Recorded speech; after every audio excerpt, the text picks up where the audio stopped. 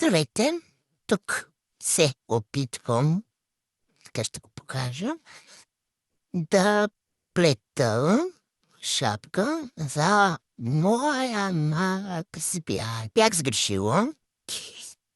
Сега си го проверявам, тъй като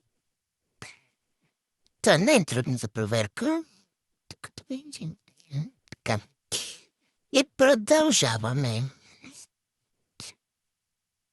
След няколко минути ще кача клип с готовата шапка, как изглежда и как стои на нея. Ползвам помощно средство да стои телефона, за да си вижда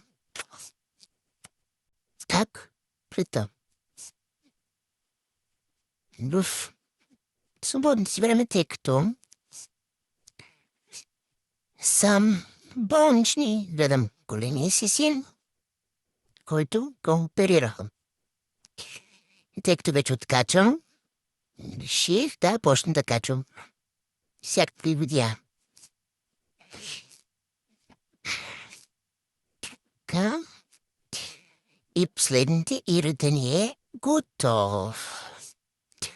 Ако някой желае да покажа подробно как се започва, как се плете, баща ми го разстана да видим за всеки случай да не сме скакали отново.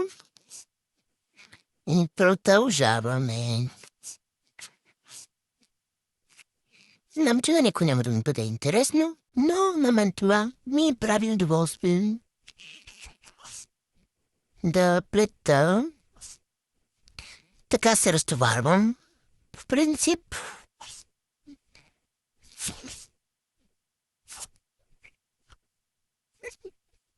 така продължаваме.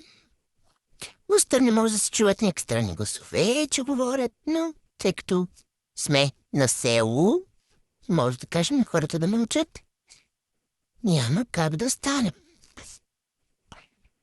Така.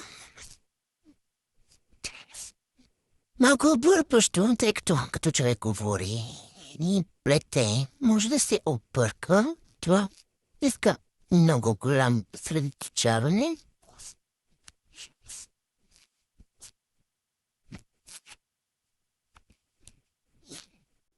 Така. Той сме в следващия ред. Приятно гледане. Обещавам за другия клип. Може би ще си купя поставка за телефон. И ще се вижда как ги манджосвам. Чао за сега!